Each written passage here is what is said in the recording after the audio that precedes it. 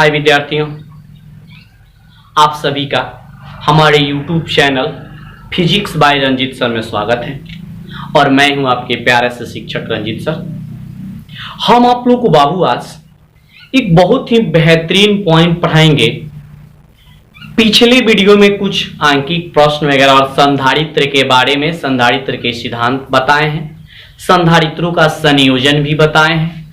आज की इस वीडियो में हम आप लोगों को बताने वाले हैं संधारित्र की धारिता और संधारित्र के प्रकार।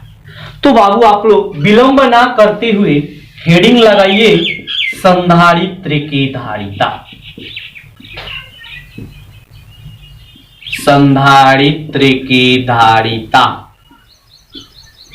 संधारित्र की धारिता हेडिंग डालिए। तो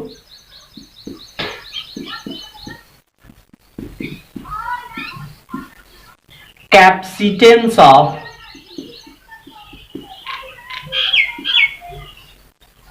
कैपेसिटर, संधारित्र की धारिता।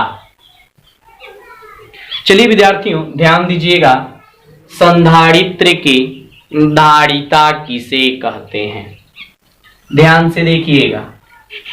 सपोज दैट मान लेते हैं कि यह एक समानांतर प्लेट संधारित्र है। ठीक है, दो प्लेट है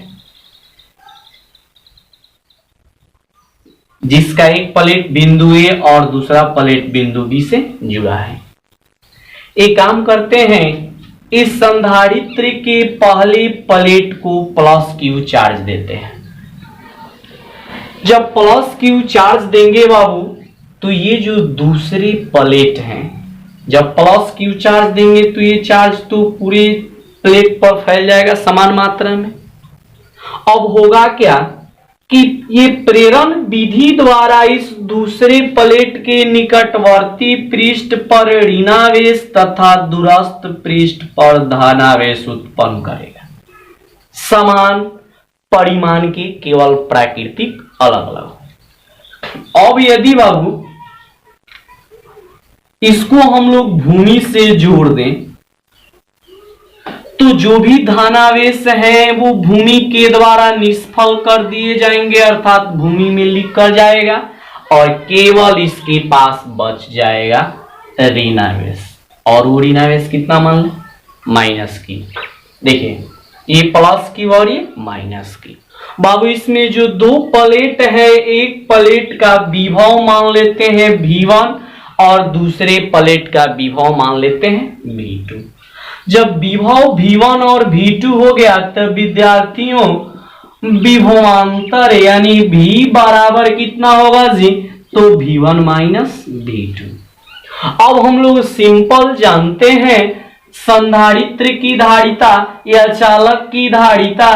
धारिता का सूत्र बाबू हम लोग जानते हैं, धारिता C equal to Q by V, यानी आवेश बटा विभवांतर, है ना जी।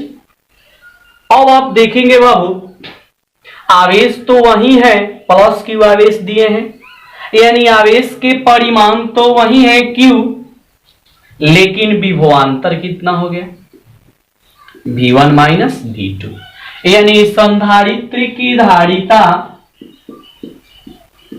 संधारित्र की धारिता C बराबर हो जाएगा Q बटा V1 माइनस V2।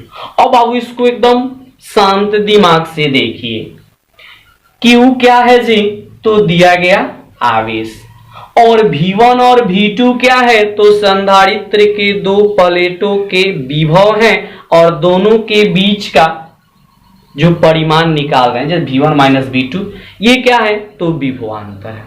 तो सिंपल बाबू संधारित्र की धारिता किसे कहेंगे, तो एकदम सिंपल डिफिनीशन लिख सकते हैं बाबू, ध्यान से सुनिएगा। डिफिनीशन क्या लिखेगा, तो संधारित्र को दिए गए आवेश, संधारित्र को, किसी संधारित्र के प्लेटों को, कोई एक प्लेट ले लीजिए, दिए गए आवेश तथा दोनों प्लेटों के बीच के विभवांतर के अनुपात को संधारित्र की धारिता कहते हैं।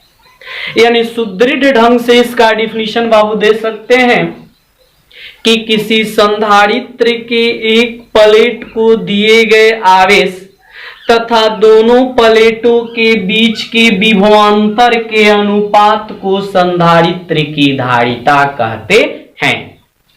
मान लेते हैं कि एक संधारित्र है जिसको कितना आवेश दिए, प्लस क्यू।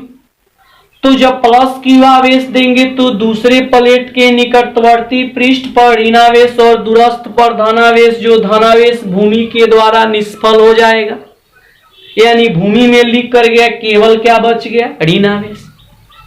पहले प्लेट का विभव कितना है, V1, और दूसरे का विभव कितना है जी, V2। तो विभवांतर V बराबर V1 माइनस V2। धारिता का तो सूत्र हम लोग जानते ही है, Q बाई V, यानी आवेश बटा विभवांतर। यहाँ Q हो गया आवेश और यहाँ विभवांतर कितना है जी, V1 माइनस V2। सो संधारित्र की धारिता किसे कहेंगे बाबू, एक बार पुनः सुन लीजिए, संधारित्र की धारिता किसे कहेंगे। तो संधारित्र के किसी एक प्लेट को दिए गए आवेश तथा दोनों प्लेटों के बीच के विभवांतर के अनुपात को संधारित्र की धारिता कहते हैं, जिसे C से सूचित किया जाता है। C इक्वल टू हो जाएगा Q by V1 minus V2। तो पहले तो आप परिभाषा लिख लेंगे। परिभाषा लिखने के बाद एक सुंदर सा आप चित्र बना लीजिए और चित्र के नीचे लिख दीजिएगा कि माना कि संधारित्र के प्लेटों पर आवेश प्लस Q तथा माइनस Q है और उन प्लेटों का विभव V1 तथा V2 है, और नीचे इनको पूरा उतार लीजिएगा, संधारित्र की धारिता निकल जाएगा। नोट कर लीजिए इनको। अब बाबू इसके बाद हम लोग एक बहुत ही बेहतरीन पॉइंट जानेंगे कि संधारित्र की जो धारिता है वो किन किन बातों पर निर्भर करती है। संधारित्र की धारिता किन किन बातों पर निर्भर करती है, यानी 2 मार्क्स वाला ये बिहार बोर्ड के लिए महत्वपूर्ण क्वेश्चन है। जैसे बाबू हम लोग पीछे पढ़े होंगे कि चालक की धारिता 3 बातों पर निर्भर करती है, ठीक वैसा ही संधारित्र की भी धारिता 3 बातों पर निर्भर करती है।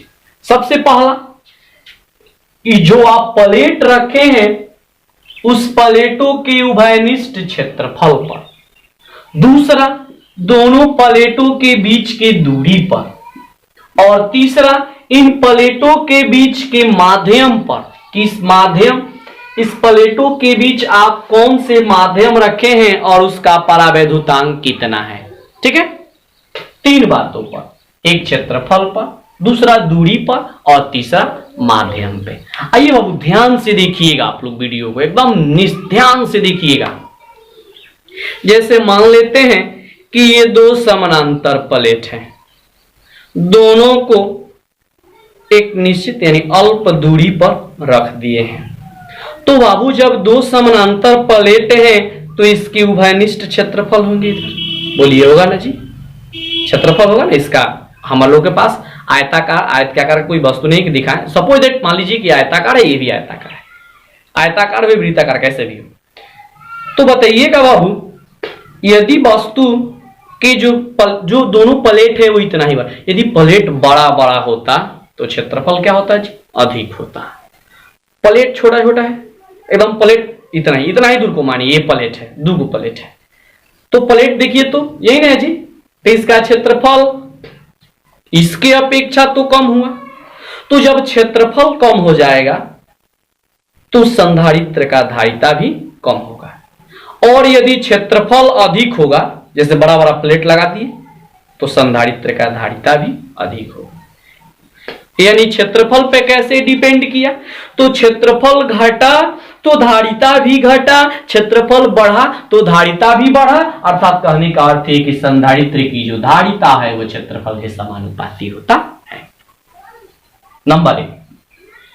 दूसरा पॉइंट बाबू बीच के दूरी पर, ये देखिए ध्यान से देखिएगा, जब हम लोग संधारित्र पढ़ाए होंगे ना आपको, तो आप लोग देखिएगा उसमें संधारित्र के सिद्धांत में एक लास्ट स्टेप बताए होंगे कि दूसरे प्लेटों को जैसे जैसे पहले प्लेट के समीप ले जाते हैं, दूसरे प्लेटों को जैसे जैसे पहले प्लेट के समीप ले जाते हैं उसका विभव घटते जाता है, विभव घटता है और धारिता बढ़ती है। याद है आपको?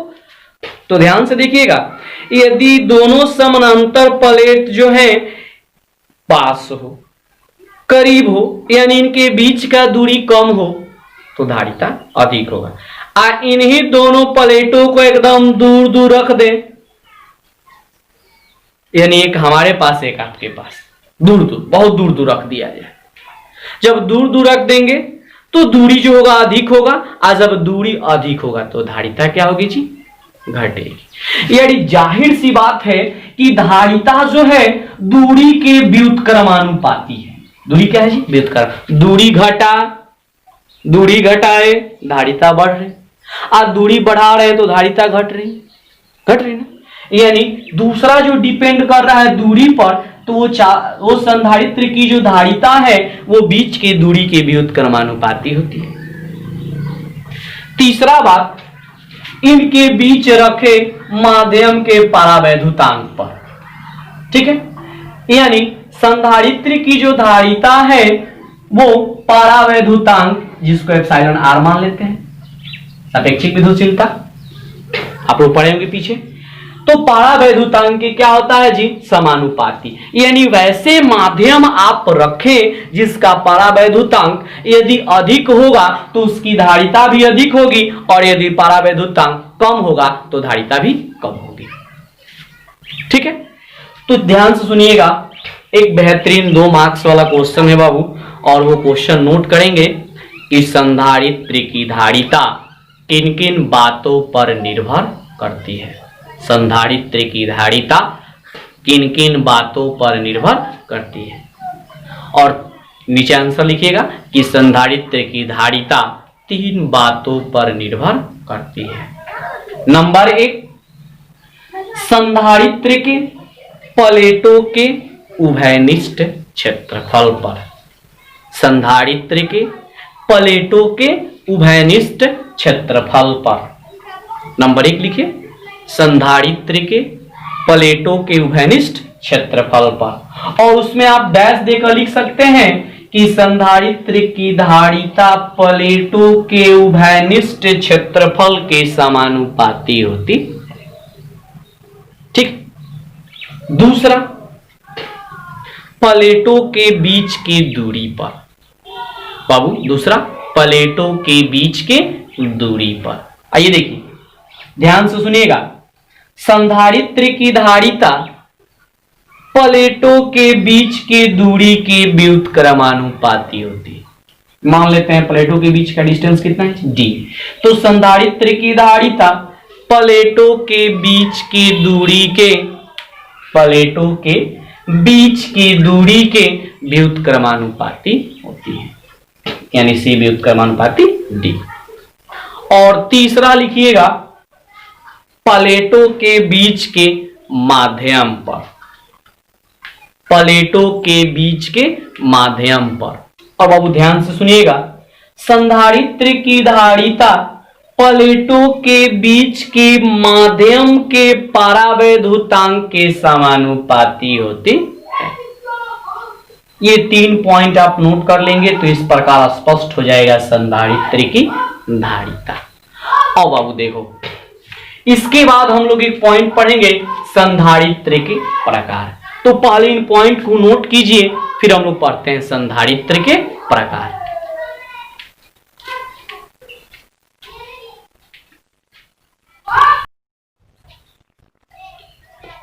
चलिए, तो नोट कर लिए, हेडिंग डालिएगा बाबू, संधारित्र के प्रकार। Kinds of capacitor.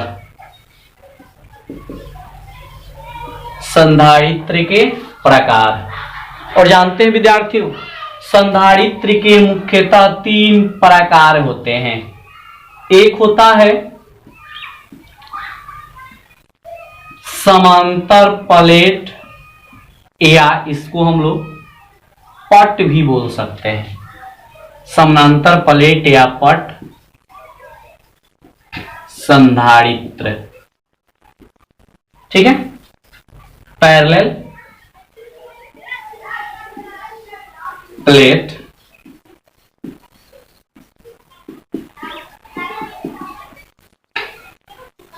कैपेसिटर। ठीक है, यहां देखिए दूसरा होता है बाबू गोलीय संधारित्र। गोलीय संधारित्र स्फेरिकल कैपेसिटर। और तीसरा है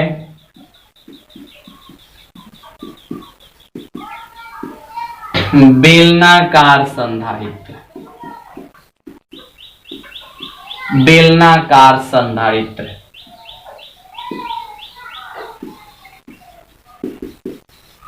सिलेंड्रिकल कैपेसिटर।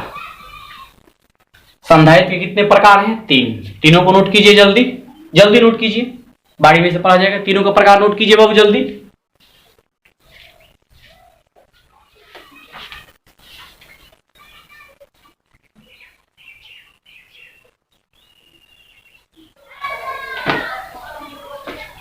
नोट हो गया?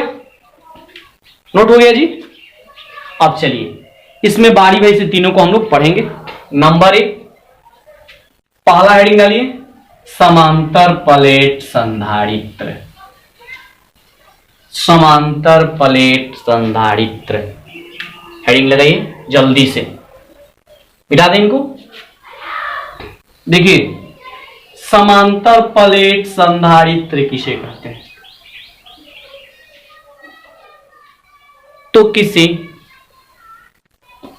चालक के दो आयताकार, आयत के आकार का लीजिए, या वृत्ताकार, दो वृत्ताकार या आयताकार प्लेट अल्प दूरी पर स्थित हो। अल्प दूरी पर रखे हो, जैसे मान लेते हैं कि चालक के ये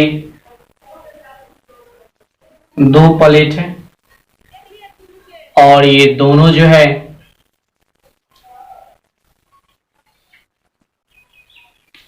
अल्प दूरी पर ऐसे रखे गए हैं, कुछ दूरी पर रखे गए हैं।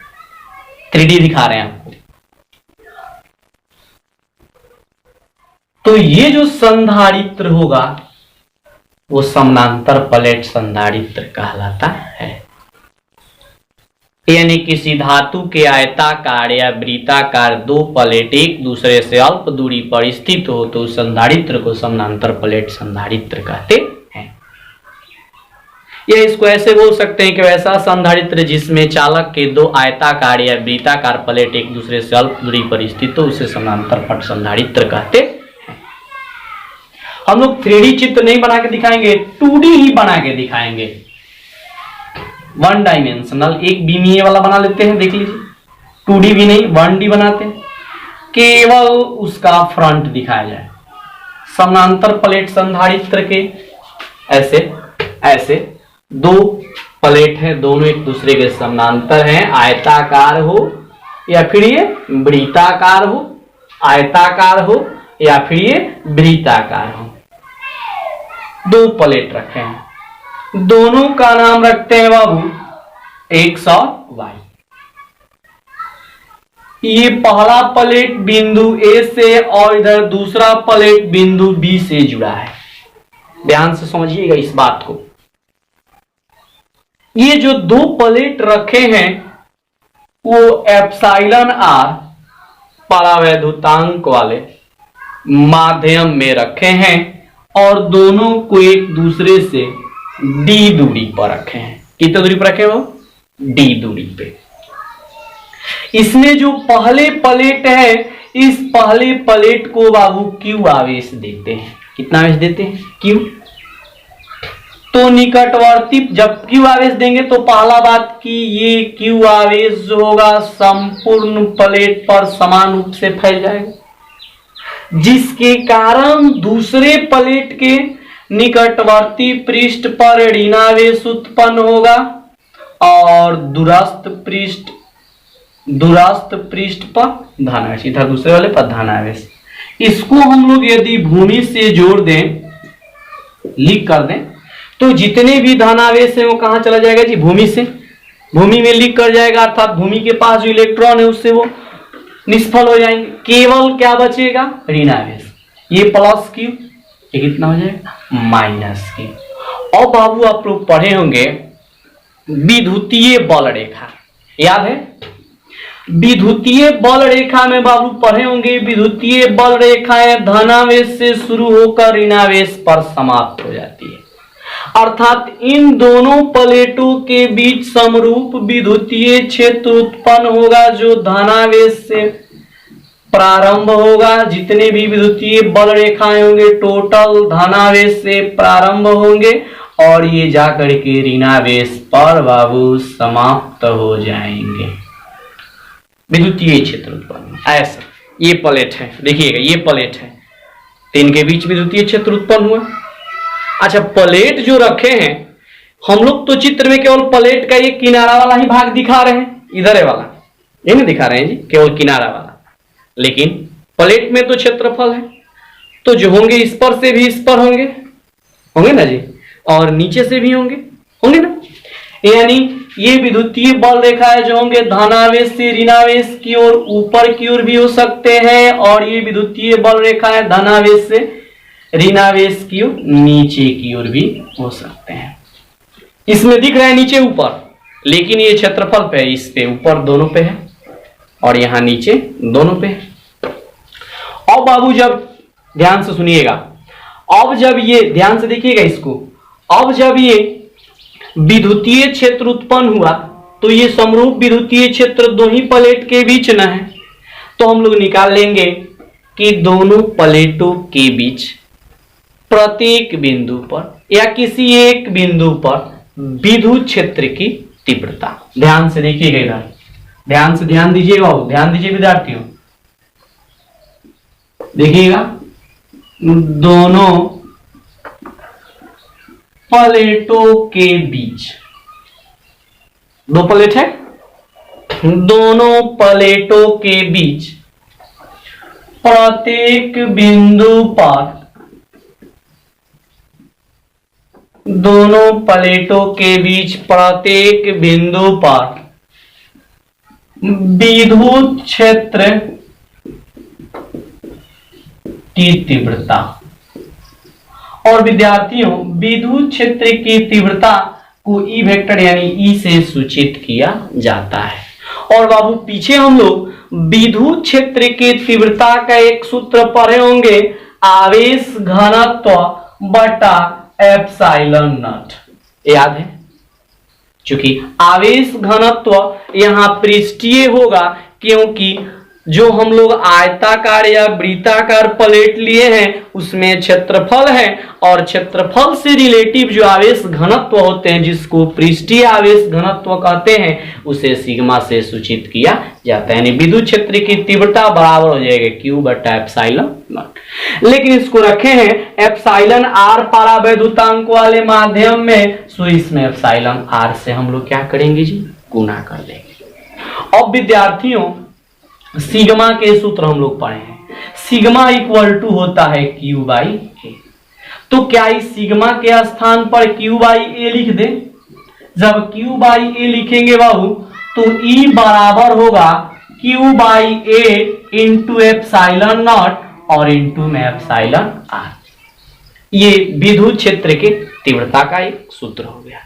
अब आइए विद्यार्थियों ध्यान से देखिएगा, अब हम लोग जानेंगे इन दोनों प्लेटों के बीच का विभवांतर। ध्यान से देखिए, दोनों प्लेटों के बीच का विभवांतर। अच्छा, आपको याद होगा हम लोग पीछे एक पॉइंट पढ़े होंगे, विद्युत क्षेत्र की तीव्रता। आप लोग पीछे याद कीजिएगा, विद्युत क्षेत्र की तीव्रता और विभवांतर में संबंध जानते हैं बाबू, उससे रिलेटिव एक सूत्र निकला होगा E बराबर dV बाई dx माइनस में, जिसको विभव प्रवणता भी बोलते हैं, पीछे याद करिएगा। अब ध्यान दीजिए, यहां तो विभव dV नहीं है, एक बिंदु का विभव V1 एक का विभव V2, सो विभवांतर दोनों घटा के निकालेंगे। मान लेते हैं कि यहां विभवांतर कितना है जी, भी। विभवांतर कितना है वो, भी। और दोनों प्लेटों के बीच का दूरी कितना है, यहाँ dx तो दूरी नहीं हुआ, कितना रखेंगे, तो दूरी केवल क्या रखेंगे, d। यहां परिमाण से मतलब है, प्राकृतिक से मतलब नहीं है। यानी दोनों प्लेटों के बीच के विभवांतर के लिए E बराबर v बाई डी, तो v बराबर कितना होगा जी, E इंटू डी। दोनों प्लेटों के बीच का विभवांतर v बराबर E इंटू डी। अब चलिए आगे बढ़ते हैं बाबू। v बराबर देखिए तो E का मान ऊपर निकाले हैं, कितना है विद्यार्थियों, वो है q बटा a into epsilon naught epsilon r। देखिए ध्यान से देखिएगा, i इंटू में d। ये क्या निकल गया जी, विभवांतर। अब चलिए बाबू एकदम इजी, एकदम आसान। धारिता के सूत्र हम लोग जानते हैं। धारिता को किससे सूचित करते हैं, C से। C equal to Q by V, C equal to Q by V. तो C बराबर कितना होगा जी, देखिए तो यहाँ V के मान निकाले हैं, Q को ऐसे ही रहने देते हैं बाबू। V के मान निकाले, कितना निकाले हैं, Q बटा A into epsilon naught epsilon R आई into D. Q C Q cancel, इसको ऊपर भेज देंगे। जब आप इसको ऊपर भेजेंगे तो C बराबर कितना होगा जी, तो A into epsilon not into epsilon R, ये भी नहीं बटा में D हो जाएगा। तो ये फॉर्मूला आ गया कि जब इन दोनों प्लेटों को एप्साइलन R परावैद्युतांक वाले माध्यम में रखे हैं। अब इन दोनों प्लेटों के बीच का माध्यम जो है यदि वायु हो, तो बाबू आपको पता है वायु के लिए एप्साइलन R का वैल्यू कितना होता है जी, 1। यदि 1 रख दे तो धारिता C बराबर A इंटू एप्साइलन नॉट बटा में D। तो ये निकल गया समानांतर प्लेट संधारित्र के धारिता का व्यंजक। यानी समानांतर प्लेट संधारित्र की धारिता ज्ञात करने के लिए इसी सूत्र का उपयोग किया जाता है। तो ये हो गया पहला समानांतर प्लेट संधारित्र। एक बार पुनः ध्यान देंगे बाबू, करना है क्या है हम लोग को, एक बार शुरू से बताते हैं। तो पहला काम आपको ये करना है कि पहले हेडिंग लगाना है समानांतर पट संधारित्र या समानांतर प्लेट संधारित्र, और पहले तो उसका डिफिनीशन लिख लेंगे। डिफिनीशन कैसे लिखेंगे बाबू, डिफिनीशन कैसे लिखेंगे, तो वैसा संधारित्र जिसमें धातु के दो आयताकार या वृत्ताकार प्लेट एक दूसरे से अल्प दूरी पर स्थित हो, उसे हम लोग समानांतर प्लेट संधारित्र कहते हैं। या चालक के दो आयताकार या वृत्ताकार दो प्लेट अल्प दूरी पर स्थित हो, तो संधारित्र को हम लोग समानांतर प्लेट संधारित्र कहते हैं। लिखने के बाद आप नीचे हेडिंग लगा लेंगे, पहले समानांतर प्लेट संधारित्र का धारिता, समानांतर प्लेट संधारित्र का धारिता, समानांतर प्लेट संधारित्र का धारिता। और हेडिंग लगाने के बाद चित्र बना लेंगे, ऐसे भूमि से जोड़ के बनाए थे ना, जस्ट बहुत बढ़िया बनाए थे, चित्र बना लेंगे। चित्र के नीचे आप लोग लिख सकते हैं, ध्यान सुनिएगा, कि Q1 तथा Q2, नहीं सॉरी ऐसे मत, इसको ऐसे लिखें, दो प्लेट है जिसका नाम क्या है जी, X और Y। यानी माना कि XY समतल एवं समानांतर प्लेट एप्साइलन R परावैद्युतांक वाले माध्यम में D दूरी पर स्थित। प्लेट X को प्लस Q आवेश देने पर प्लेट Y के निकटवर्ती पृष्ठ पर ऋणावेश तथा दूरस्थ पृष्ठ पर धनावेश उत्पन्न होता है। धनावेश भूमि में लिख कर जाने के कारण केवल ऋणावेश बचता है, यानी दोनों प्लेटों के बीच धन एवं ऋणावेश बचते हैं। सुविद्युतीय बल रेखाएं उत्पन्न होंगे जो धनावेश से शुरू होकर ऋणावेश पे समाप्त हो जाएंगे, अर्थात इनके बीच समरूप विद्युतीय क्षेत्र उत्पन्न हो। लिखने के बाद आप इनको बता लीजिए, और ये इस प्रकार निकल गया समानांतर प्लेट संधारित्र के धारिता का व्यंजक। नोट कर लीजिए आप इन सबको। तो आज की इस वीडियो में बस इतना ही, फिर नेक्स्ट डे पढ़ाएंगे। अभी इसमें बाकी है, इसके बीच अन्य माध्यम रखेंगे, अन्य परावैद्युतांक वाले माध्यम को रख करके और उसका भी धारिता ज्ञात किया जाएगा। तो इस वीडियो में बस आज के लिए इतना ही, दीजिए इजाजत, फिर हम लोग मिलेंगे अगले वीडियो में अगले दिन। बस आज के लिए इतना ही, धन्यवाद।